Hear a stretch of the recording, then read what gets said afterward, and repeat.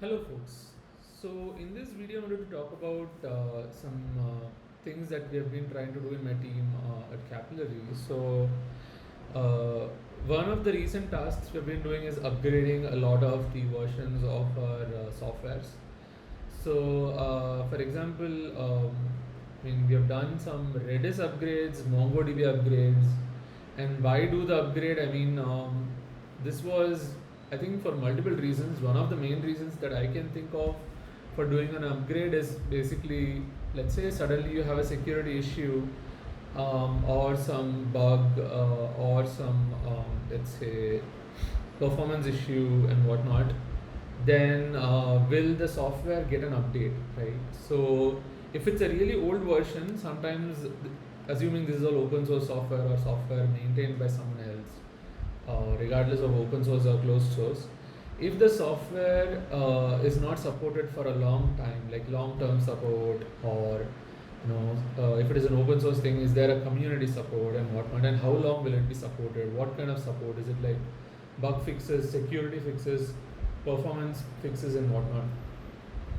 And whenever they find some new issue in the latest version, do they, or whenever they add some new feature, do they actually backport that feature to the older versions? It's usually hard to maintain software as the time goes, and as it gets older, and the more complex the software, it's harder to maintain, especially the way it is built and designed. If it is complex, then it can be hard to maintain, and also the way the code is written, it can be hard to port the fixes, features, and everything from a newer version to the older version, because the way the newer version is written is probably better, and it's easier to make changes. The way it has been designed, maybe from ground up in a different way, probably it's easy to make a change to fix a bug or fix a security issue, or a bug can be a security issue, performance issue, or security bug, like security related bug, where some security is compromised, confidentiality, integrity, or availability of sorts. So sometimes it's harder to take that same bug fix or even a feature and then put that into the older version, which has been released, say, a year ago, or multiple years ago, or a decade ago, or multiple decades ago, right? So when this happens, when you are using that software, suddenly you need that bug fix. You notice that you have a security issue, or you have a bug that is affecting you. You have a security issue that is affecting you. Or you have a performance issue that's affecting you, or you need a feature that you want it. You need a feature that is there in the newer version but not in the older version.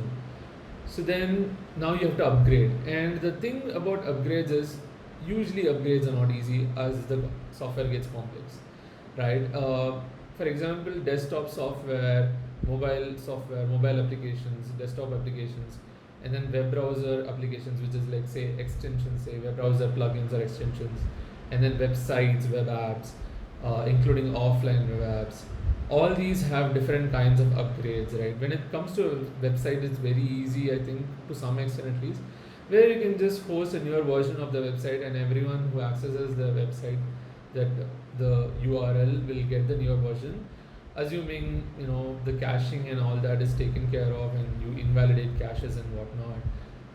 And also, the browser supports that newer version of the website and all that, right? The way the JavaScript is written and whatnot. So there are a lot of nuances for every application. If it is desktop, then you look at the operating system. Is it a Linux? Is it a Mac OS? Is it a Windows, or is it something else? What is the version? Does the desktop application support that version? And your version, does it support it and whatnot, right? And browsers also, like websites, web apps, extensions, plugins, whatever version you have, does it work on the newer browser version or older browser versions and whatnot, because of the code that's written and to build the application, or some compatibility. Let's say your website requires some new feature that's released in new browsers, like new browser versions, but not available in older browser versions. This it can be a cascading style sheet feature. It can be a JavaScript feature that is present in the JavaScript engine of that is used by the browser. And if it's an older version of the browser, if it's an older version of JavaScript engine, and you are using a newer version of the JavaScript, like some feature and that is not present in the engine, the JavaScript engine, it will not properly work, right? So similar to that, you have other kinds of software also, embedded software that runs in microprocessors, controllers, microcontrollers, and whatnot, and like softwares that run in like say our electronic appliances, say washing machines, refrigerators, cars, your two-wheelers and whatnot, your television, right, or in your watch, right, or in your and then apart from mobile, there is also tablets, or in the iOS world or the Apple world, it's called iPads, right, and there are so many devices with lot of software everywhere, and every software, the upgrade is very nuanced, right? Even for mobile applications, let's say it's Android, if your Android application is using some features, new features of the newer Android version, it may not or it will not work on the older versions unless it's taken care of in the application, right? So and you have a lot of nuances there. So similar to that, we are looking at server-side software today actually. So server-side software upgrades are also tricky depending on what the server-side software does. Is it like a stateful application, for example? It is something that stores data on a disk, say in a disk that is attached to it and whatnot, or a network attached storage or whatever it is. It stores data and maintains data. The criticality of the server-side software and whatnot, right? Let's assume it's a it's a web service. Let's say it serves say a social media, or it serves as a database to store data, right? So for example, Redis, RabbitMQ message broker, which is also a stateful application. There is Redis can be used as a stateful application or as a stateless cache and all that. And then there is Kafka message broker. So there are a lot of different kinds of software out there, right? And then there are web servers which provide you the ability to just serve files over the web, over HTTP, HTTP2 and whatnot, right? For example, if you want to serve websites, you can just host it on something like Nginx or Apache HTTPD, or there are so many other softwares out there to just run a server and then put your HTML, CSS, JavaScript files and images and whatnot, and all kinds of resources, say audio files, video files and whatnot, all kinds of like say assets, and you can just host it and like put it on an Nginx, put it on an Apache HTTPD and then serve it. So all of these different kinds of software come with their own nuances, perks and all that. Quirks. So in our case, we have been like upgrading server-side software like Redis. We have been looking at MongoDB. So some of my teammates have already done this, and I recently joined, and then I was tasked with this thing for Nginx upgrade, which we are doing it now. And so I've been tasked with this as of now, and I have some teammates who have been tasked with RabbitMQ upgrades and all. So let's look at how we understand so the thing is, when it comes to upgrades, it's not that easy depending on the complexity of the software and how it is used and the criticality of the software and all.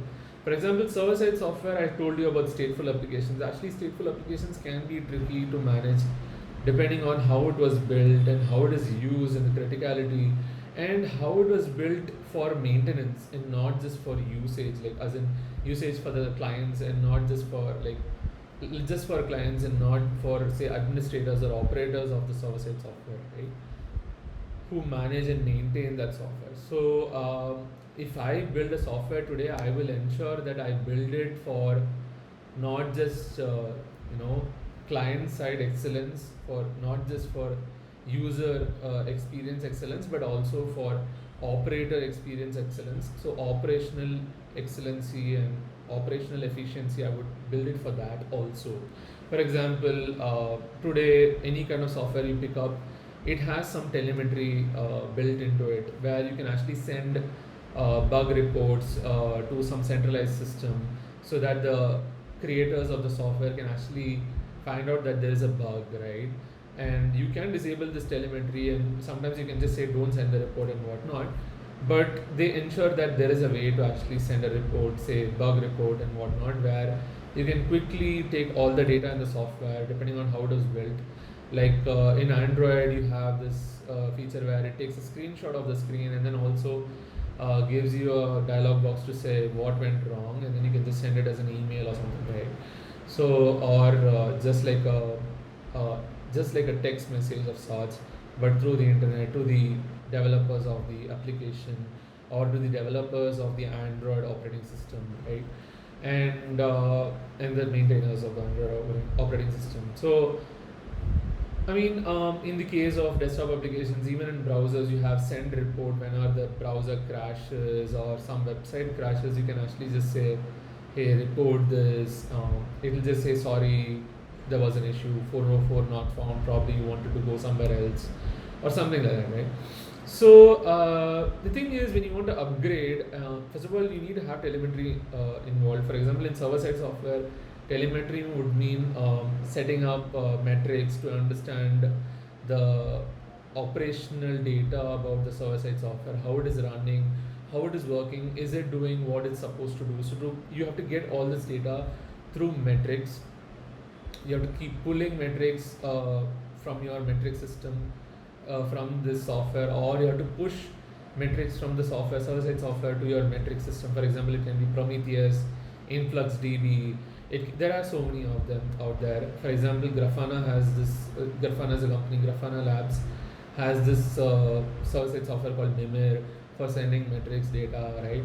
So I think it's built on top of Prometheus. And for Prometheus itself, I think there is like other extensions or something built on top of Prometheus, like Thanos or Cortex and all, right? And there are so many metrics or monitoring systems out there. For example, New Relic are all like SaaS, closed source software, SaaS software. New Relic, there is what else? I think there are companies like Cisco and all running stuff. Like I think Cisco App Dynamics is one software, and then there is Datadog. There are so many things like that. So when you build a software, you have to build it for operational efficiency and not just for great experience for the user, but also for the operator, for the administrator of the software, the maintainer of the software. So when you want to upgrade a server-side software, you want to ensure that when you upgrade, you need to ensure that it's working properly, right? So from the administration side and also from the client side. Administration side, say you have some server-side software which uses CPU, RAM, memory, like RAM and memory are same. So CPU, RAM, network, storage like disk and all that, basically resources.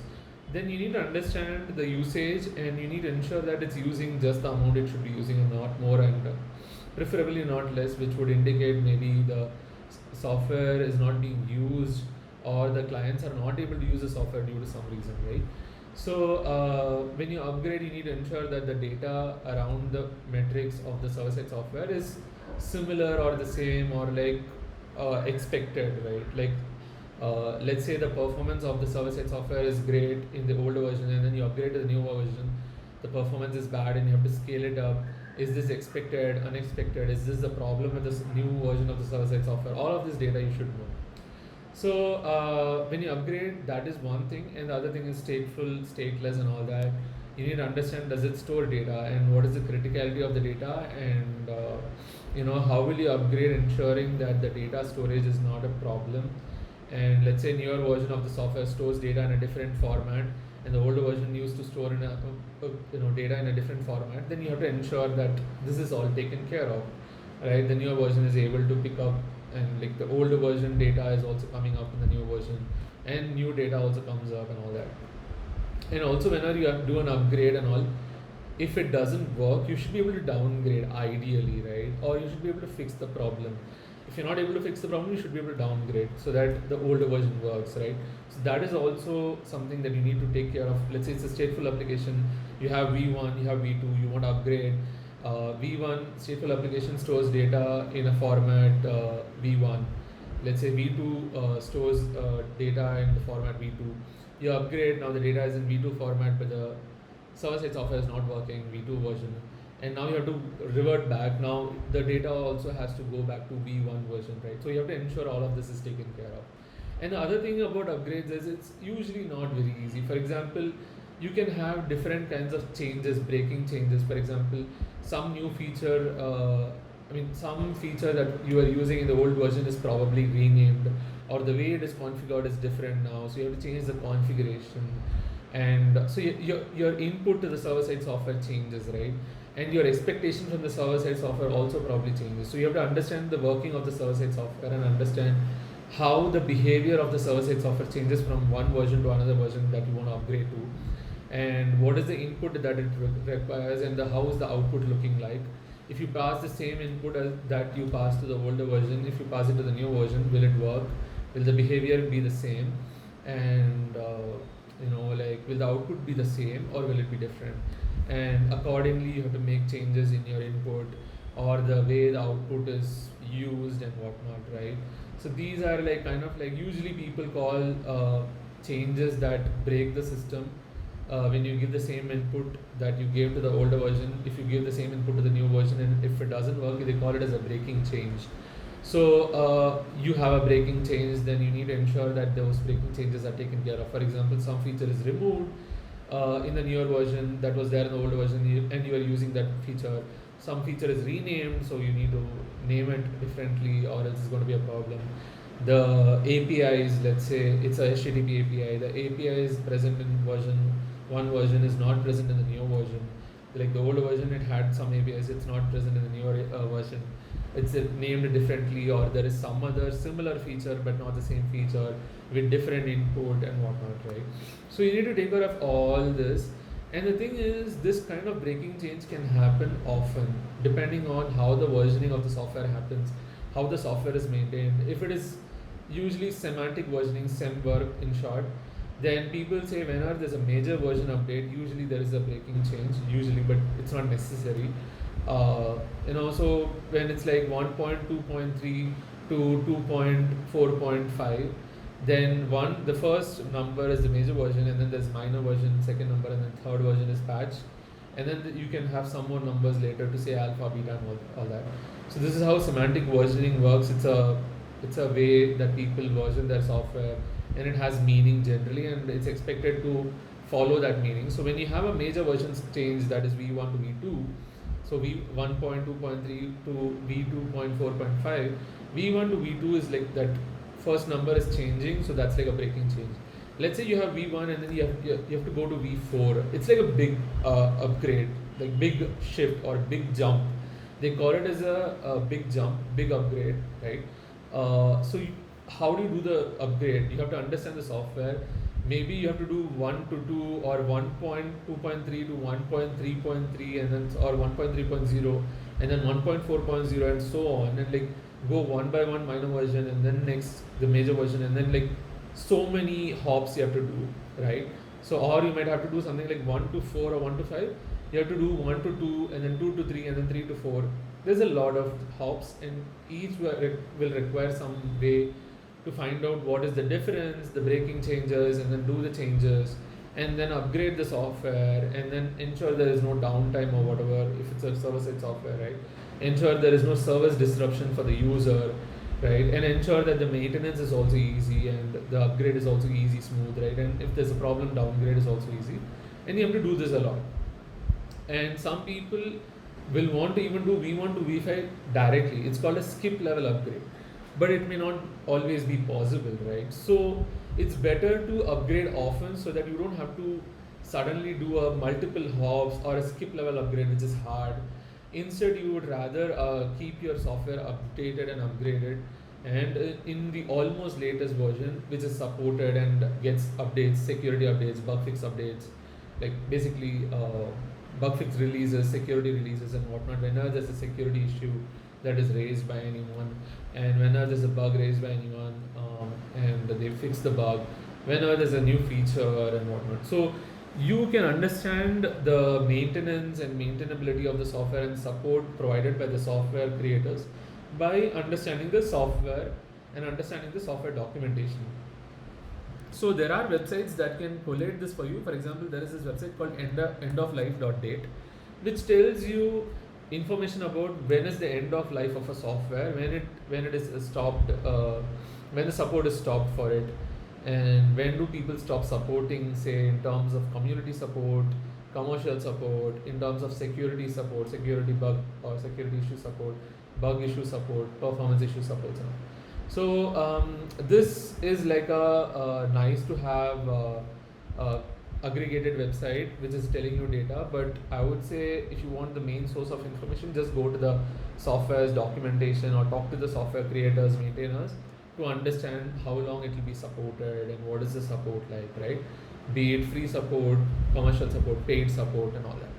So sometimes you have to ensure that you upgrade so that you don't have to pay for the support, because it's paid, and the support for some softwares can be really high. Let's say you are using a cloud service and you didn't upgrade some cloud service something, but they're asking you to upgrade because they are not planning on supporting it for later. And if they plan and support for it, you have to pay more money, double the money, or things like that.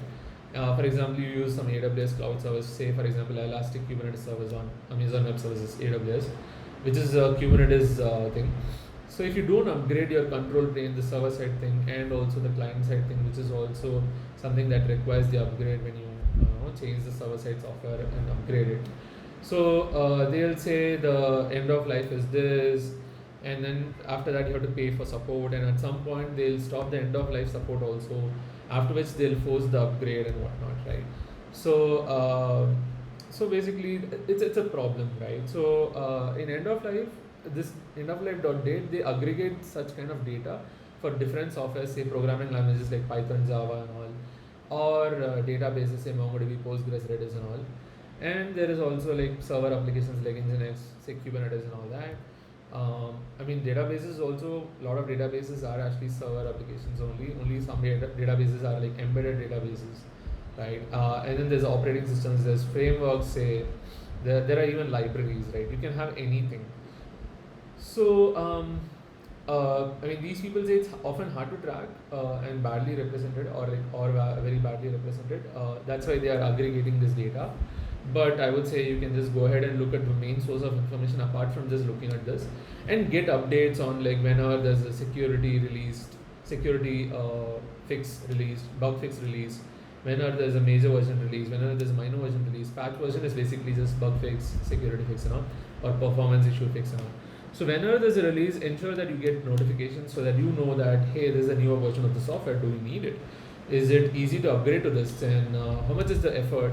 What is the return of investment, right? ROI, and how much is the effort or the cost of upgrading, right? So understand all this and ensure that as much as possible your softwares are updated and upgraded, so that you are like almost on the latest version, either having the ability to use the latest features, or either having the ability to ensure that you're secure, because this is more secure compared to the older versions, because they had some security issues and they were not fixed because they are older versions and the support ended for them.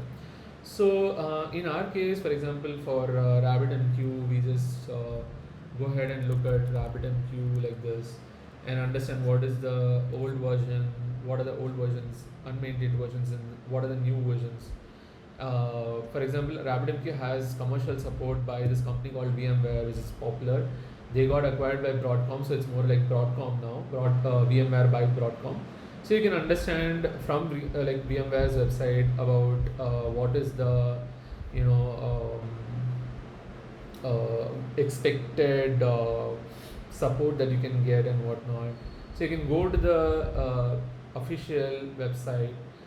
In this case, it's this one. So where you can actually understand what is the support provided by VMware, right? So open source and the VMware. So this is like the paid one, and what is the support like. And you can actually, I think, download the support documents also. There is some support. Yeah, I think. Just a moment. I think the terminology is in this. Not sure. Yeah. So this document is actually having terminologies on what is the phase, different phases, the definition, and what is the kind of support that VMware, or like basically Broadcom is the company that acquired VMware. So Broadcom provides VMware by Broadcoms, right? So and the service terms and conditions and whatnot. So you can read this from the maintainers of the software. RabbitMQ is run by the community and along with the people working in VMware, I think so. that is one thing.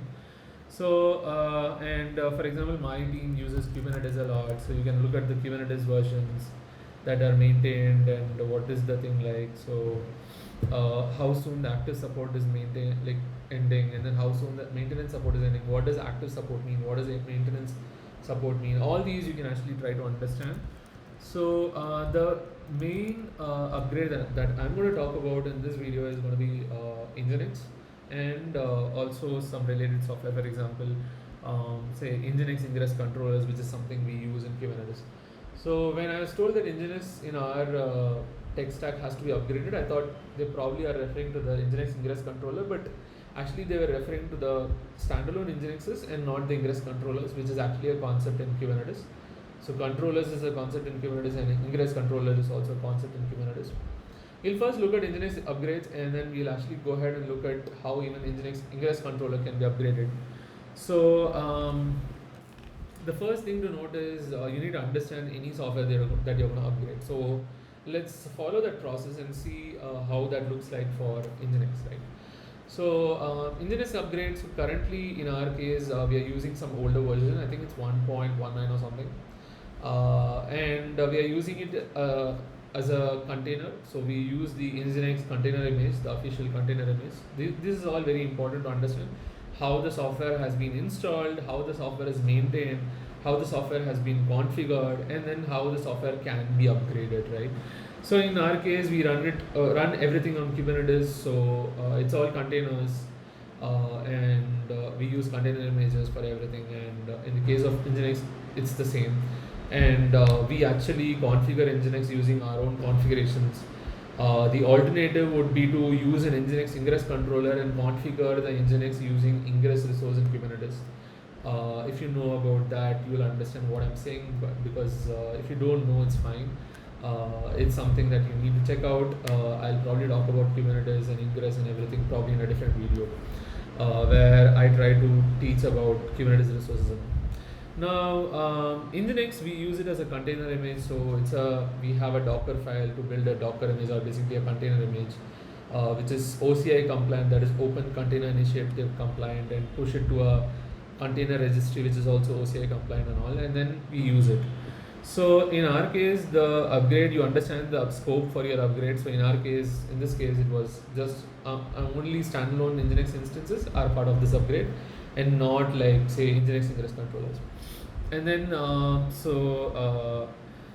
what do we take care of? So upgrade. So these are some things that I came up with. We still haven't reviewed this with the internal team, but this is what I came up with, and this is my idea. Maybe after the reviews, I'll probably do another video in case there's a lot of change, or whatever changes comes up. So upgrade with no changes is one of the scope, because we don't want too many changes, so upgrade with no changes in features or functionality from the perspective of the clients of the Nginx, unless you need it, right? So in this case, we didn't. I don't think it was not like it didn't come from the clients. That is the developer teams saying that we want this new feature of Nginx, right? So they just want the Nginx to run as is. We are upgrading to ensure that we are in a good enough new version which is supported, which will be supported in the future, for the near future. So upgrade with no changes in features or functionality from the perspective of the clients of the Nginx. We don't promise that any of the new features in the new version of the Nginx will be used unless it comes with no changes, right? This can be even some features that are not directly used by the clients or the users, but maybe some features behind the scenes, right? So we don't promise that any of the new features in the new version of the Nginx will be used unless it comes with no changes with respect to changes from the perspective of the clients, because some changes in the features, like some new features, if you want to use, you need to actually tell the server. The clients have to tell some new information to the server to say, hey, use this new feature, say through a configuration or through some requests and inputs and all that. So unless it comes with no changes with respect to changes from the perspective of the clients, right? So we are saying we won't provide any new features unless, right? Like new features in the new version. So it will not be used, and it will be provided, probably it will be there, but it will not be used or just not being used unless it comes with no changes with respect to changes from the perspective of the clients of the Nginx, which can be users like human users or services, and also assuming it is not too much of a change to make in the existing configuration. This configuration can be, say, Kubernetes pod YAML, Kubernetes deployment YAML, and also the infrastructure as code or anything related to Terraform to run the like if you are running it in VMs, virtual machines, or just bare metals and you're using Terraform for it. Basically anything related to infrastructure as code and also Nginx configuration, etc. And also assuming it is easy to test also. So it has to be easy to test. You need to be able to test when you do an upgrade, or else you'll never know is the upgrade working or not. So or else we'll just do basically we'll just do a lift and shift of sorts as much as possible, where we just put the configuration file with no changes or minimal changes in the new version and deploy it. Anything else will be done separately and not as part of this upgrade. So if the clients say, hey, we want some new features, we'll probably do it as a separate thing because it will be extra effort unless it's very straightforward and easy, right? So, and the success criteria for this, I define it as like the new version of Nginx is rolled out without any service disruption to the relevant services. So whoever is using, the human users or the service users. So in our case, the Nginx is being used as a gateway to access microservices behind the scenes. So for our internal microservices. So how do we ensure that there's no service disruption? We ensure that we check the metrics, events, logs. So this there are more actually in observability and monitoring. You call it as MELTS, MELTS, which is monitoring, events, logs, traces, and spans. So here I mentioned only monitoring, events, and logs because we don't currently have traces and spans. We don't use it at microservice level also, I believe. So I'm still new though, I need to check it out, but we do use metrics and logs a lot, and events we do use it in terms of like AWS cloud level and also in the Kubernetes events level. So check the basically your telemetry data, which is metrics, events, logs, and if you have traces and spans, that too, to look for any service disruption, right? So and then look at, for example, what can you look at? You can look at the resource usage, for example, CPU, RAM, network, inbound traffic, outbound traffic, and all, and then the disk, right? And you can look at, say, if it's an HTTP service. In this case, Nginx is an HTTP service, HTTP based thing, and we're using it as HTTP based. Though Nginx has TCP features also and can be used as a TCP gateway, TCP proxy, and all.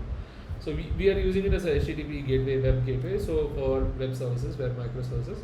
So in this case, we are going to be looking at HTTP errors, which is like status codes like 4xx, say 401, 402, 401, 403, 404, and all that, 405, etc. And 5xx errors, for example, 500 or 502 and all that. So especially 500 errors because that is like server-side errors. But ideally even client-side errors, because the client-side errors can be due to some change that we haven't done on the client, and that's why the server is saying, hey, it's a bad request from the client because we need some changes in the clients. Whenever you do a server-side software upgrade, you might need a client-side software upgrade also, depending on the compatibility of the server-side software and the client-side software, right? The versions and all. So that is also an important thing to look at when you have server-side software. So yeah, the plan I decided was like decide a new version to use, preferably the latest version. For example, as of this writing, it's 1.29. So you can actually see it's 1.29. It was released like as of this date, it's 1 month ago, which is 24th June 2025. And so yeah, that's the latest. So actually, it's actually in my date and time, it's actually 25th June 9:39 IST. You can find this on the Nginx source code repository when it was released. This is the main source code and this is the source of truth. You can actually look at this. It's 1.29, and you can actually hover over here to understand that this is June 25th, and it says 9:39, and you can actually see it says GMT 5:30, which is like GMT plus 5 hours 30 minutes, which is basically my time zone. So in my time zone, it basically was released at this time, and I put references to the releases and the particular release and all that. Right, so you can actually go ahead and check out all the releases, when the alpha came, beta came, has it been tested and things like that. So you can actually wait to understand is it still stable, right? So before using it directly, because this is pretty new, it's possible that it's not stable or has some issues. You'll never know until more and more people use it. If you want to be the kind of person who wants to use it and then report bugs, maybe you can use it in some less critical environments or less critical services, in which if the Nginx has some issues, there's no problem, not a big problem, right? So for example, in your dev environments you can use it, or in your local machine you can use it. So one of the plan of mine was like just try out a blind upgrade, simply just change the version and see if it works. So without checking differences between the old version and the new version, simply upgrade the Nginx version to the new version. In our case, it's a container image, and we actually build a custom container image on top of the base image. So in the Docker file, change the Nginx version to the new version, build a new container image using the CI, your continuous integration system, and publish it, like push it to the container image registry and use it in the dev environment and test it out, right? So the dev environment can be a local or in some cloud or whatever. So configure the new Nginx version with the same configuration that's used in the old version. So you're not going to change the configuration file, just the same configuration, just pass it. The same configuration that you use for the old version, just use it for the new version. So then it will point to the correct, assuming that there's no change in the way the new version is configured. So then it will point to the correct set of applications, in this case microservices, and have correct and expected configuration. So of course, unless there are breaking changes in the new version, like some breaking changes with respect to how the configuration is done. So, and then look for errors in the logs, metrics, events, basically traces, spans, and also metrics, events, logs. Look for errors in the platform level in Kubernetes. Say, for example, in your platform level, that would mean at the machine level, Kubernetes related events and all that. Let's say the image is not able to run for some reason or whatever. And check the resource usage, CPU, RAM, network, disk, and all. Use metrics and dashboards for this, and get alerts, by the way. So set up alerts, I would say. Set up alerts, right, beforehand, before doing the upgrade. Set up monitoring and observability. Set up melts, metrics, events, logs, traces, spans. And set up alerts beforehand. Set up monitoring beforehand. Set up melts. Beforehand. Set up melts beforehand. And set up alerts beforehand. So all of these before doing the upgrade. Try running the application tests. Say it can be some integration tests, end-to-end tests, and I would say run load tests also. Run load tests also, right? To understand performance. Do benchmarking also, right? To compare all of this is to compare the performance between the old version and the new version. So run the load tests and benchmarking tests for old version 2 before old version 2, preferably though it's not necessary, but yeah, preferably before doing the upgrade and before running it for the new version, right? So and then understand what features of the Nginx are being used. This is the most important thing. So you should understand what features of the Nginx are being used by the product engineering. In our case, it's product engineering teams, basically by the clients in this case. So I'd say by the clients, which can be human users, product engineering teams, services, etc. Confirm the understanding with the clients, right? So for example, the Nginx has features to run plugins, right, to extend Nginx using, say, Lua programming language, source code, etc. So check if any Nginx plugins are being used, and also Nginx has features to extend Nginx using Nginx modules, which can be written in C programming language. So check if Nginx modules are being used. Understand any customizations done to Nginx, the way the Nginx is built, the version of or the distribution of Nginx being used. Maybe there are different distributions. Nginx has some paid software called Nginx Plus and all. So you should understand if there's any customization done, if there's a fork of Nginx being used in your company with some changes in the way how Nginx works and all, right? So, and any custom features used in Nginx, etc. So understand basically how it is being used, understand the software, or else it's going to be really hard when problems occur. So it's better to understand the software and the usage and everything, understand the client, understand the server-side software, understand the client-side software, understand the features being used, all of it, and understand the environment before you do the upgrade. So I know it can take a lot of time, but this is the ideal thing to do. And then check the change log. Apart from doing this blind upgrade, next thing is understand how it's being used, and then next check the change log of all the versions from the old version to the new version. For example, in between they won't actually give the full. I mean, there are probably cases where the creators of the software can give you the ability to see the difference between two versions, the change log, by saying give me the source version and the target version, like old version and the new version, and I'll give all the difference. Usually how software maintainers and software creators and companies work is they create a software version 1. When they release version 1.1, they give only the changes between 1.1 and version 1. Next, if they release version 1.2, they give the changes only between version 1.2 and 1.1. So they just give the change from the previous version. That's all, right? Just the previous version, which can be a minor version, which can be a older major version and whatnot. So if you have version V1 and then V1.0.0 and then you have version V5.0.0, you might have to check all the change logs. Let's say V1.1, 1.1, 1.2, 1.3 and all that, and then 1.2, and then sorry, 1. Then 2.1, and then 3.1, 3.2 and all that, and then 4.1, 4.2 and all that, and then 5 finally.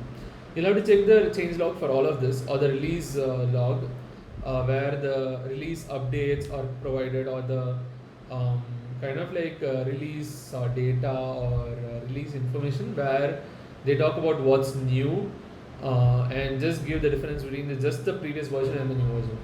So look for breaking changes, which is the most important. So removal of features, removal of configuration directives. In the case of Nginx configuration, the commands in the configuration or the data or the things written in the configuration are called directives with arguments for the directives or inputs for the directives. So removal of configuration directives in the Nginx configuration, rename of configuration directives in the Nginx configuration, change in behavior in the Nginx in general from the old version to the new version, right, for the same configuration or input, change in behavior for any of the Nginx configuration directives, right. So understand how the breaking changes affect us based on the usage of the Nginx, which we did before, and assuming we are not using all the features and configuration directives of Nginx, because you'll just be using some of them. If you're using all, I mean, of course you'll have to look at all. Usually not everyone is using all of them, so just look at what you're using, and then, or else if you don't look at what you're using, you just have to assume that you're using probably everything, or you can be using anything, and so hence you have to check everything and ensure that there is there's nothing that you need to change that affects you, right. So rather it would be easier if you can just look at what you're using, so that you can look at only the breaking changes around that, instead of looking at breaking changes or all the different kinds of changes for all of the features, which can be a lot of features in Nginx. Nginx is a very complex and very big software. So and future, in this case for the Nginx upgrade, recommend the product teams to use Ingress, which is actually the concept of a web server configuration, and Ingress controller, which is actually the system that configures the web server using the web server configuration, which is Ingress. So this is web server configuration, and this is the configurer of the web server using the web server configuration. So that's what Ingress and Ingress controllers are. So use that in Kubernetes instead of using standalone Nginx and their own Nginx configuration, or use Gateway API, which is a new feature in Kubernetes and has more power with more things in it. and has enough power to handle complexity also in terms of like routing and all, basically web server configuration. So it has this concept called HTTP routes and all, and gateway class and all that. So you can use gateway APIs and gateways, which is the successor of Ingress and Ingress controller in Kubernetes.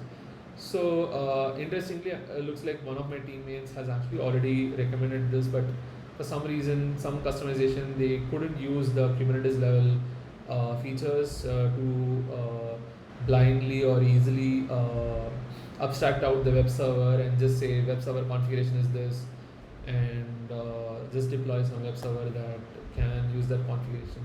It can be Nginx, it can be an Envoy or whatever, right? Or it can be I don't know, Kong is a popular API gateway on top of Nginx, by the way.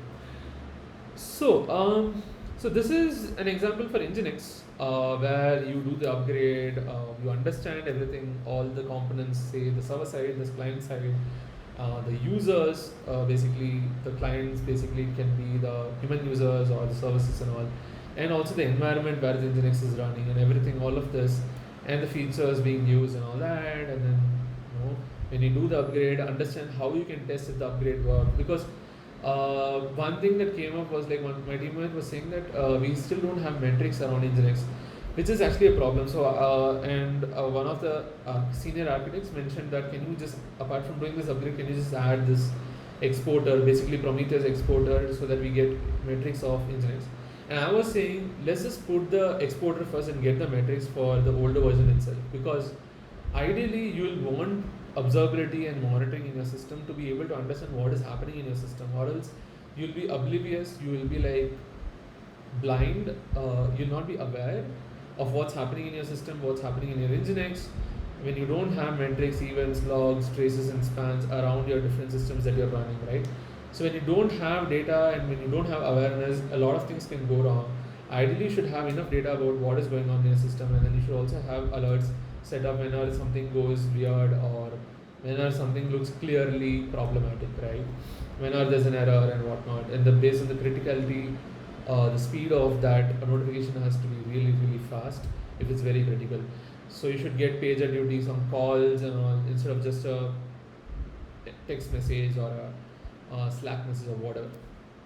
So set it up and then do the upgrade and ensure that you have a way to test that the upgrade works.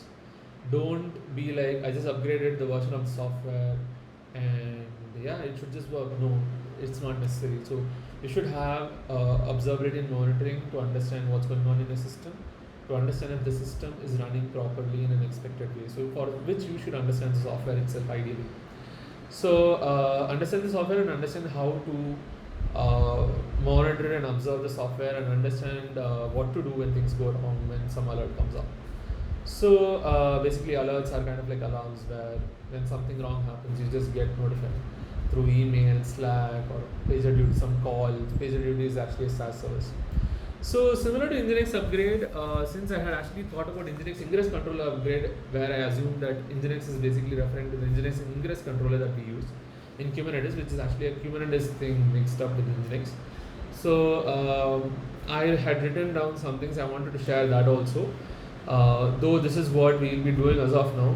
Apparently the Ingress controller is not maintained by us. That we actually use this SaaS service called Facets. It's called Facets Cloud, Facets.cloud, I think. So they manage the Ingress controller for us. So if they need to do the upgrade, they have to do the upgrade. They maintain it and all that. So we can't do the upgrade. So anyways, so what are the things to ensure when you do this upgrade? What can you keep in mind, right? So everything related to Nginx upgrade, you can keep it in mind, right? So I can actually say anything and everything related to Nginx upgrade in general, right? First, assuming standalone in general, in the case of standalone Nginx, right? And then refer to this, and then Nginx upgrade, right? So that you can actually just click this and you can just go here, right? It's basically the same thing, right? And next thing is everything works as is and smoothly, like no disruption in servers and all. So with the latest version, so this is assuming that you don't want to make any changes.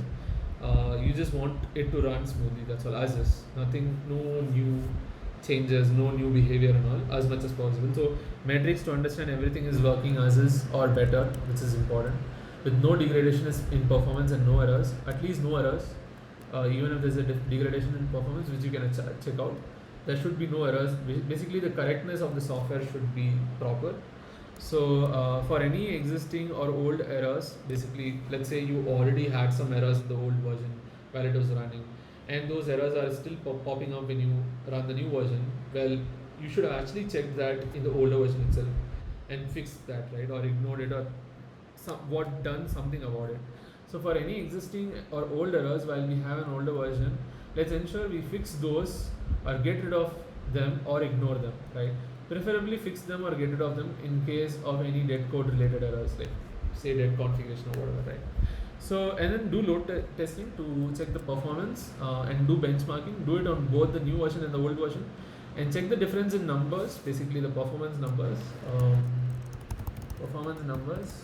When it comes to performance, ensure no issues like memory leaks, etc., or unnecessary huge increase in resource usage, which is CPU, RAM, disk, and network too, right? So as minimal downtime as possible, preferably zero downtime.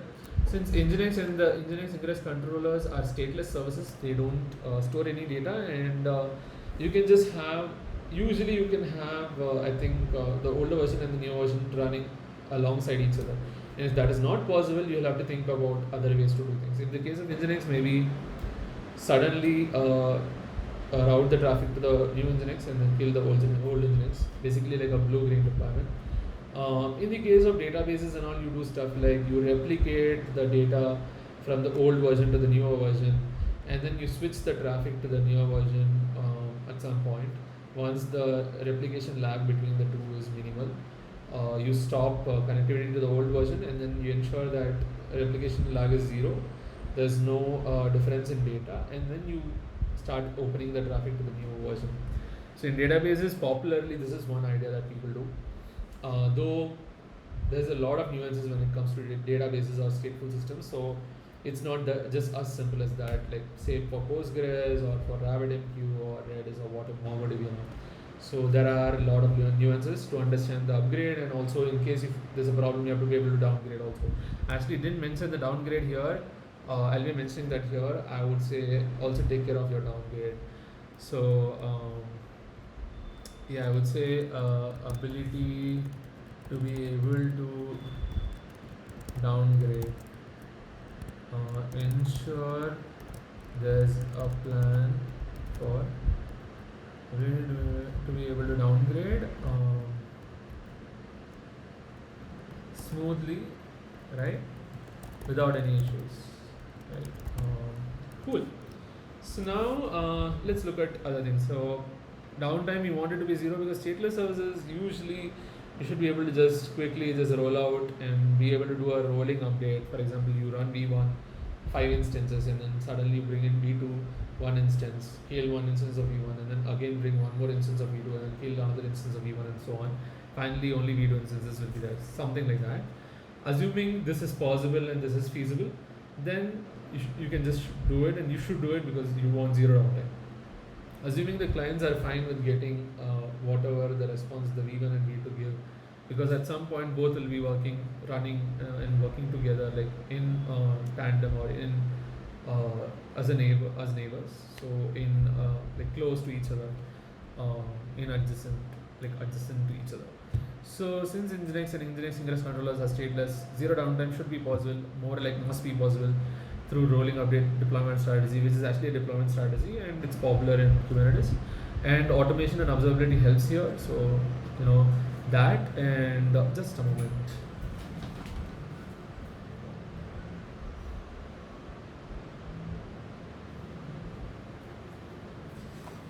Cool. So automation helps here, so that you can just do the upgrade very quickly in an automated manner. You don't have to do any manual stuff, and just say upgrade and that's it. So as much as possible have that. So it's kind of like a single click, right? Single button click and you're done. So automation and observability helps here. Metrics to understand basically observability, where we are talking about metrics to understand any possible downtime from the client's perspective. So even if you say, hey, from the server side perspective, we saw that the Nginx was running and all that, or the Nginx Ingress controller was running, it's possible that for some reason the client is not able to access the Nginx, which is actually really bad because of this upgrade, let's say. In which case, you should know that what is the perspective of the client. Are they able to access? Let's say, for example, your website is running on Nginx. You say, my website is up and running. I'm able to get the ping and health check of the Nginx, and it's all good. I'm directly hitting the Nginx from inside my cluster where the Nginx is running. But when the clients access, they are not able to access the website, right? Which is actually a bad thing. Your Nginx is running according to you. You don't have any alerts, but according to the client, it's not working. The most important thing is client side or client-based metrics, where you get the perspective of the clients and not just the perspective of the system from operational perspective or the administration perspective or from the platform perspective. So you need both sides, not just the server side perspective but also the client side perspective, because the client is what matters. The human users or the services which are using your server side software, they matter. So you need to have the perspective of the client. So the client can be a human or a service too. So get metrics from the client's perspective to usage perspective and not just server perspective. So yeah. So smooth and easy upgrade. It should be easy to do the upgrade. Simple and easy automation helps here. So everything automated and any and all steps automated. So no gaps or space for human errors to occur. Testing ensures this. So and automation helps here. So automation helps here, right? So thorough testing before doing the upgrade. So in testing environments and staging, which is close to production environment. So understand the criticality of each of the Nginx Ingress controller instances. This will help us to roll out the upgrade for less critical ones. For example, if you have so many Nginxes, you don't actually do a upgrade at once, like do the upgrade for everything at once. No, you actually probably do it slowly. Like for example, for one instance first, and then one more, like for one group of Nginx, which is one Nginx, like one group which is all related, and then another group of Nginx, and then another group, and so on. First, pick up the less critical one. If it goes down, you can revert back and not do the upgrade for the others, right? Because let's say you do the upgrade at once parallelly for everything. Let's say there is some problem, then you might have to just downgrade for everything in parallel, so which is actually a problem. So you ensure that the blast radius is pretty minimal. To understand what is blast radius, you can go and check out some of my other videos or Google up and understand what is blast radius.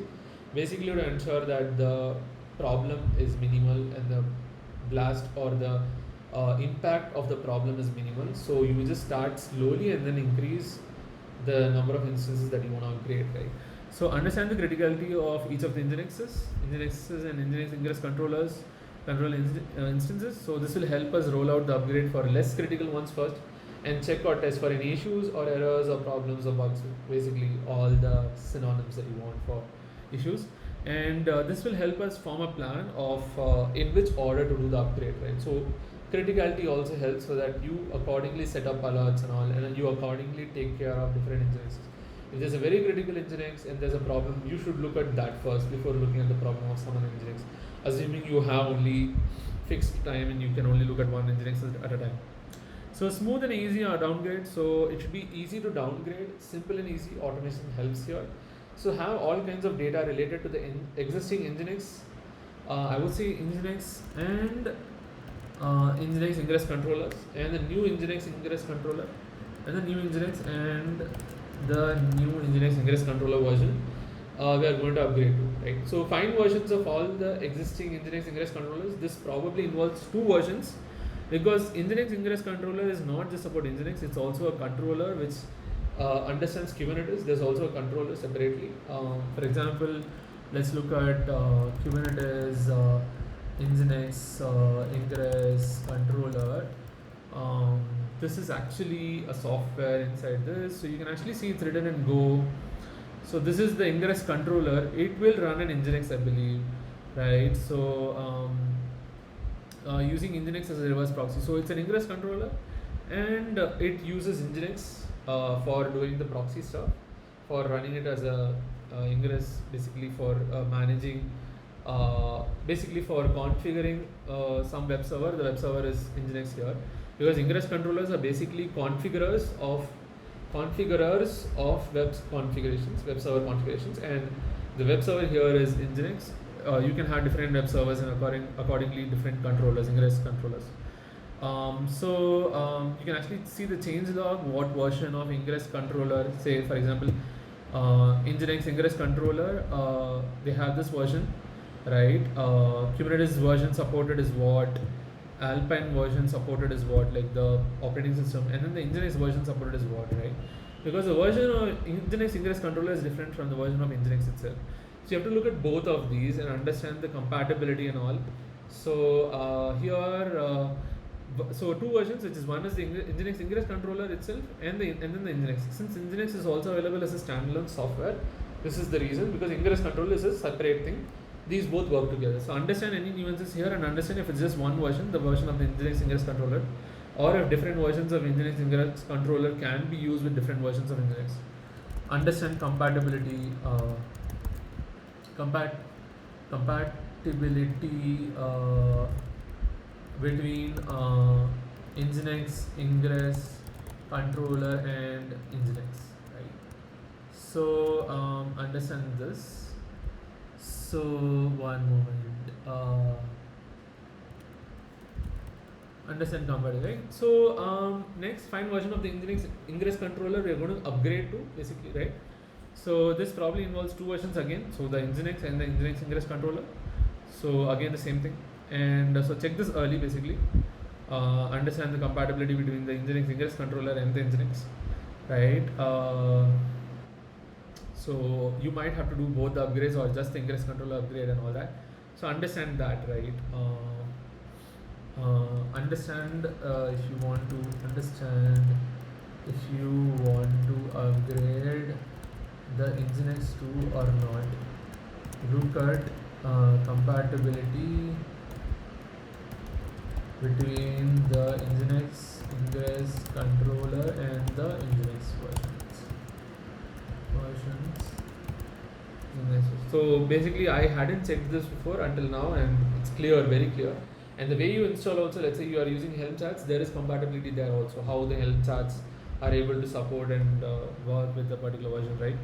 So choose this carefully and meticulously. So the version to upgrade to, we need a new or latest version, but also a stable version and something that has some amount of long-term support, right? So ensure the stability of the new version by checking any data around it, say issues raised, including security issues, performance issues, correctness issues. And then finally, check the difference between the older versions, the ones we have, the existing versions, and the newer versions we want to upgrade to.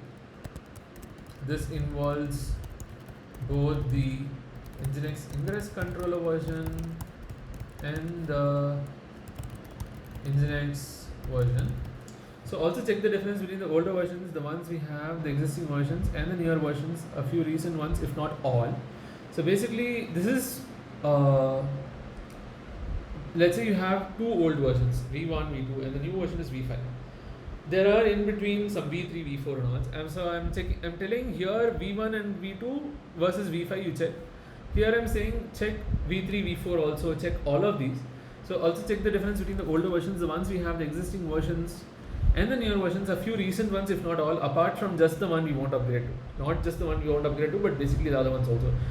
Just to understand what kind of changes are happening, to be aware, right? So basically what kind of changes happened in between, right? So you need to understand how a software evolved to be able to understand where you're going towards, or else you will not understand what happened. You can't just directly jump from V1 to V5 and not look at some of the change logs, because only then you'll understand how it progressed, right? So next is data around the Nginx Ingress controllers, basically how many ingresses are there, basically the web server configurations, and then how many Nginx Ingress controllers are there, who uses the Nginx Ingress controllers, right, the different services and whatnot, who manages the Nginx Ingress controllers. This is about the humans and also the services. For example, you use Helm charts, or you use Terraform on top of Helm charts, or like how do you run the Nginx Ingress controller, how do you manage it, like configure it, upgrade it, or downgrade it, or anything, right? do you have an Nginx Ingress operator, right? For example, in the case of an Nginx upgrade, you can have an Nginx operator. And in the world of Kubernetes, operators are very popular, where they basically operate and manage some particular resource. But I think the concept of operators, basically automated operators, can be extrapolated to other worlds, to say virtual machines or bare metals, where you can say that the operator understands the main software, say for some resource, say for example Nginx or an Nginx Ingress controller and Nginx, and it understands the platform it's running on. Say if it's an Nginx Ingress controller, the operator is able to understand Kubernetes also. If it is an Nginx standalone Nginx running on a virtual machine, then it understands the virtual machines stuff and the Nginx stuff and can upgrade and whatnot. So basically, every operator has its own features, upgrading, maintaining, and all that, or installing and whatnot. So basically, who manages Nginx Ingress controllers? If it's an operator, it should be easy for you to manage. So how many ingresses are being managed by each of the Nginx Ingress controllers? Because every Nginx is basically a web server configuration, and the web server configuration is present for some specific web server. Which web server are we going to be using, right? So it can be different web servers, different Nginx versions and whatnot, because of different Nginx Ingress controllers. So understand the current situation, that is. Maybe you are going to migrate or upgrade to the latest version in all of them, or maybe you will probably upgrade to some specific versions for each and every old version that you are using. So are there any other Ingress controllers other than Nginx? Understand this also, which is important. Are they managing any of the ingresses, right? This is also important to understand.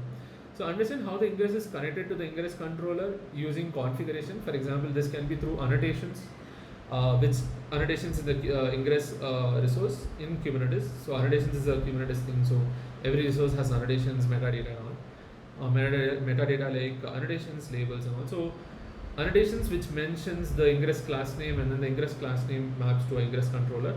So this can be through ingress class name field in the specification and the ingress, which is great. So maybe the extra thing that you can try here is try to change the ingresses to, if they use annotations to mention ingress class name and don't have any ingress class name field in the spec. This is important for the future, because depending on annotations to mention critical information is bad. In general, depending on annotations, for example, I don't like a lot of Java code usually, because there's a lot of information and configuration and behavior connected to connected to an annotation. Just put at something and it becomes a very important thing. You remove that at, that one word, and you're gone.